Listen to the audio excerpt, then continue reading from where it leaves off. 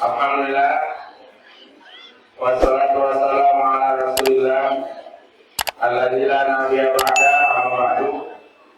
Asyhadu an la ilaha illallah wa asyhadu anna Muhammadan abduhu wa rasuluh. Allahumma sholli ala Muhammad wa ala ali Muhammad. Sallallahu ta'ala wa qala min ba'dihi mukhalifun ada sholata wa tawa'un syahawati fasawfa yalqawna ghayyan illa man taba wa amana wa amila sholihan fa ulaika yadkhuluna al-jannata wa la yuzlamuna syai'an. Wa qala Rasulullah sallallahu alaihi wasallam ittaqillaha haitsu ma kunta wa bi sayyatal hasanata tamuha wa qalil nasa bi khuluqin hasanin. Sadaqallah wa sadaqa Rasulul Karim. Jamaah yang dimuliakan oleh Allah Subhanahu wa taala. Alhamdulillah,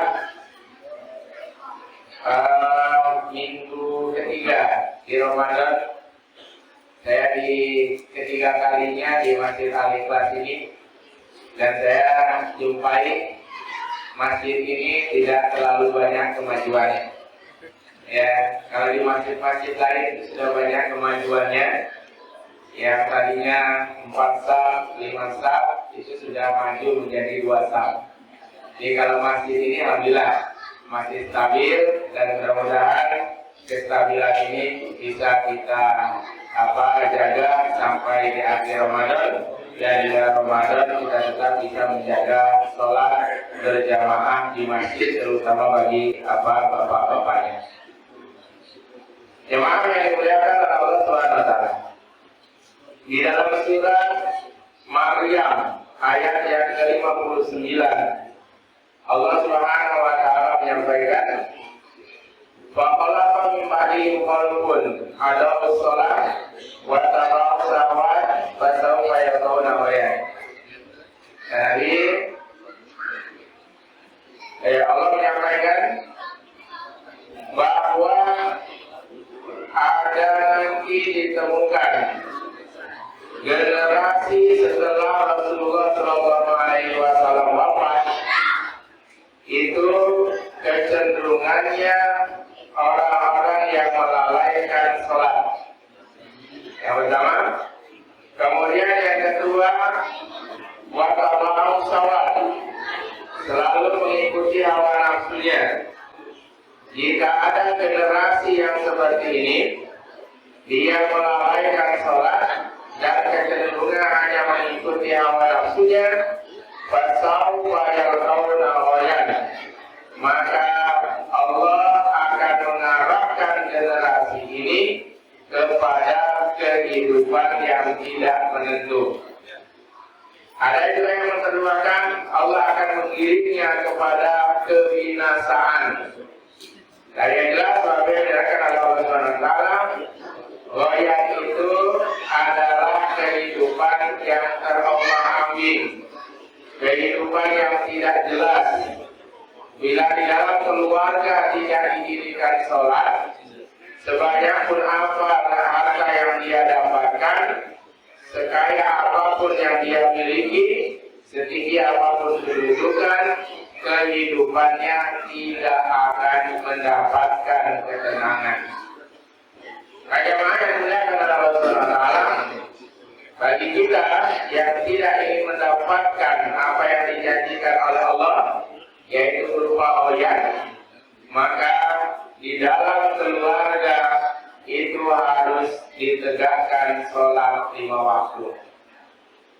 Jamaah yang dimuliakan oleh Allah Subhanahu wa taala, di bulan Ramadan pun bisa kita melihat betapa banyak kaum shaimin atau orang-orang yang berpuasa itu kecenderungannya melalaikan sholat 5 waktu. Padahal Nabi menyampaikan rubba shaimin laisa lahu min siyami ilal ju' wal atas. Kebanyakan orang yang puasa dia tidak dapat apa-apa kecuali haus dan lapar saja. Salah satunya apa yang dinyatakan oleh Allah, jika seseorang melakukan ibadah-ibadah yang lainnya di luar sholat, akan tetapi sholatnya tidak terjaga, maka dia pahala dari ibadah yang lainnya itu tidak akan merekat, tidak akan tertempel, tidak akan dicatat oleh Allah Subhanahu wa Ta'ala. Karena sholat ini menjadi lem, menjadi perekat bagi ibadah-ibadah yang lainnya. As-sholatu imaduddin, sholat itu tiang agama. Faman aqamaha faqad hadamatin, faqad aqamatin, faman hadamaha faqad hadamatin, faman taraka faqad hadamatin. Barang siapa yang menegakkan sholat, dia sudah menegakkan agamanya. Barang siapa yang meninggalkan sholat, maka dia telah merobohkan agamanya. Bisa kita analogikan bahwa masjid ini tidak akan bisa tegak tanpa dipasang tiang, tanpa dipasang dinding, tidak akan bisa dipasang atap. Itulah sholat. Jika ibadah-ibadah yang lainnya dilaksanakan, termasuk puasa, tetapi Bapak Ibu meninggalkan sholat 5 waktu, maka ibadah puasanya itu tidak akan dinilai oleh Allah Subhanahu wa Ta'ala.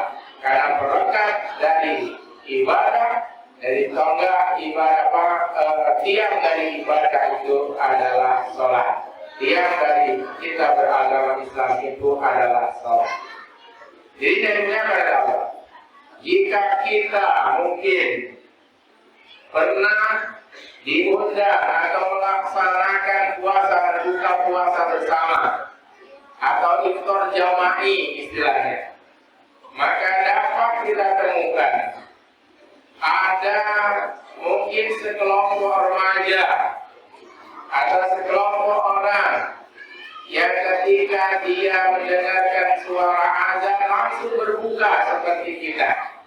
Akan tetapi Bapak Ibu yang dimuliakan Allah, ketika kita beranjak untuk melaksanakan sholat maghrib, dia masih asik ngobrol, dia masih asik berbincang, bercengkrama dengan kawan-kawannya. Kita keluar dari masjid atau dari musola setelah melaksanakan sholat maghrib pun masih tetap tidak beranjak dari tempat duduknya sampai mungkin waktu isya datang, itu belum juga beranjak. Maka inilah yang dikatakan orang-orang yang melalaikan sholat, seperti apa yang dijelaskan di dalam surat Maryam tadi. Maka paling Allah, puasa yang seperti ini adalah puasa yang termasuk dalam kategori rubah sho'imin tadi. Kebanyakan orang puasa tapi tidak dapat apa-apa. Dia berbuka, iya. Ya, secara syar'inya ibadah puasanya diterima, akan tetapi pahalanya itu bermasalah karena sholatnya. Hadirin yang dimuliakan oleh Allah SWT. Kemudian banyak juga kita jumpai. Ini minggu depan sudah mulai yang pulang ke Jambi, yang punya kampung halaman di Sumatera Barat, itu mudik di Sumatera Barat. Ada yang punya kampung halaman di Jawa, pulang ke Jawa. Ada yang mungkin ke Riau dan lain sebagainya. Apakah naik kendaraan pribadi, apakah naik kendaraan umum, bis dan lain sebagainya, dapat kita jumpai Bapak Ibu yang dimuliakan Allah SWT, kadang-kadang di jalan itu tidak memperhatikan sholat 5 waktu. Jadi yang dimuliakan oleh Allah Subhanahu wa Ta'ala. Karena syariat menyampaikan di dalam surat Al-Baqarah ayat 185, bagi siapa yang berada di dalam perjalanan, sedang melakukan perjalanan atau safar, orang yang disebut dengan musafir itu boleh meninggalkan puasa dengan catatan diganti setelah hari raya Idul Fitri nanti.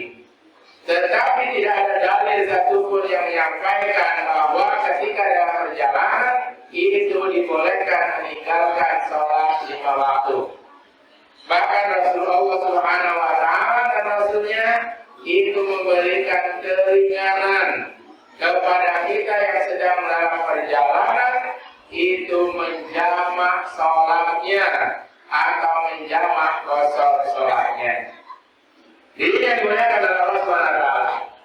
Misalnya ada yang melakukan perjalanan menuju daerah Jambi misalnya, atau menuju daerah Sumatera Barat, sampai di Lubuk Linggau, berhenti di Masjid Agung di Lubuk Linggau. Di situ jam 1 siang misalnya, maka Bapak Ibu yang dimuliakan Allah bisa untuk memilih ya sholat yang pertama melaksanakan sholat zuhur dulu 4 rakaat, kemudian melaksanakan sholat asar 4 rakaat, tetapi tidak boleh digabung langsung 8 rakaat. Sholat zuhur 4 rakaat salam, sholat asar 4 rakaat kemudian salam. Dalam satu waktu tidak ada jeda zikir dan doa atau ada sholat rawatib terlebih dahulu. Itu yang pertama. Kemudian yang kedua, keringanan dari Allah. Ketika berada di tempat itu boleh mengambil yang kedua, melaksanakan sholat zuhur 2 rakaat, kemudian salam, setelah itu naik lagi takbiratul ihram, melaksanakan sholat asar 2 rakaat. Kalau yang tadi disebut dengan sholat jamak, kalau yang kedua itu disebut dengan jamak qasar namanya. Jadi hadirin yang dimuliakan oleh Allah SWT, maka kita mendapatkan keringanan untuk itu. Kemudian tiba maghrib, maka maghrib boleh dilaksanakan dengan isya. Bapak Ibu yang dimuliakan oleh Allah, jika kita melaksanakan sholat maghrib, maka maghribnya tidak boleh dikosor. Ya, dikosor itu diringkas, yang tadinya 4 menjadi 2. Kalau sholat maghrib tidak bisa 1,5 rakaat misalnya. Jadi yang dimuliakan oleh Allah SWT. Kemudian sholat isyanya jika mau dijamak qasar maka dilaksanakan 2 rakaat. Jadi sholat maghrib digabung dengan sholat isya. Sholat isyanya 3 rakaat, sholat maghribnya 3 rakaat, sholat isyanya 2 rakaat. Jadi yang dimuliakan oleh Allah, pasangannya itu ada masing-masing. Sholat zuhur itu hanya boleh digabung dengan sholat asar. Sholat maghrib hanya bisa digabung dengan sholat isya. Tidak boleh menjamak qasar itu sholat asar digabung dengan sholat maghrib, karena beda waktunya.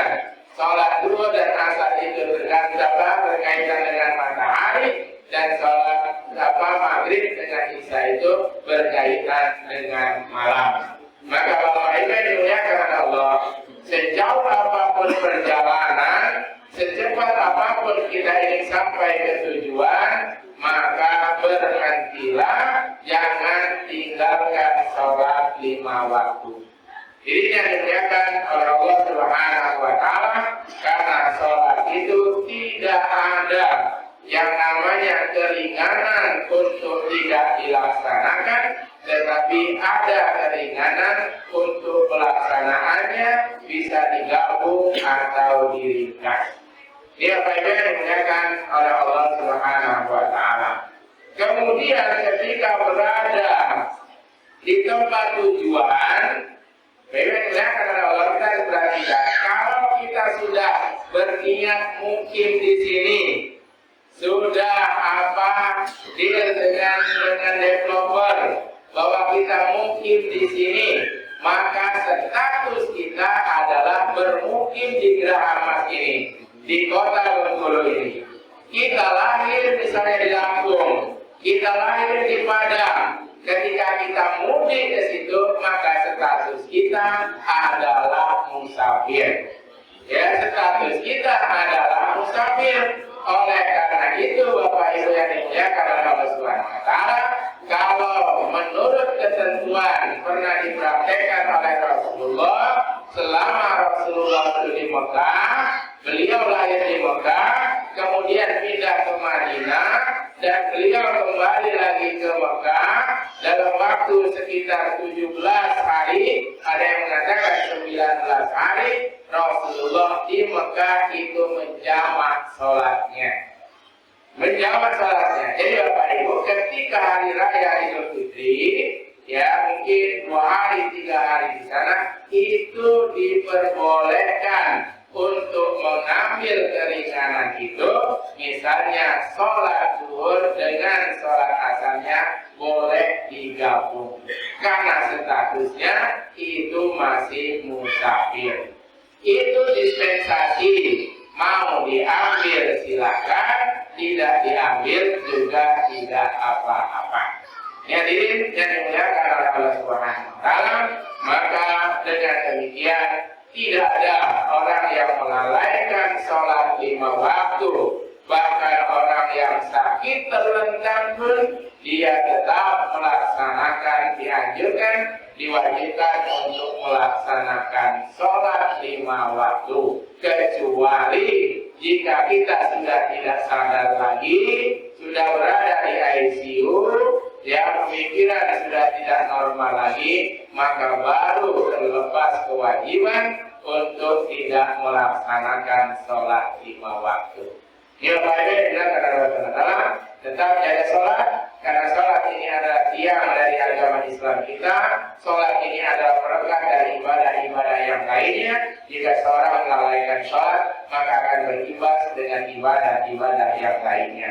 Mudah-mudahan kita semuanya tidak termasuk pada golongan atau generasi yang meninggalkan sholat 5 waktu atau melalaikan sholat 5 waktu. Terima kasih. Assalamualaikum warahmatullahi wabarakatuh.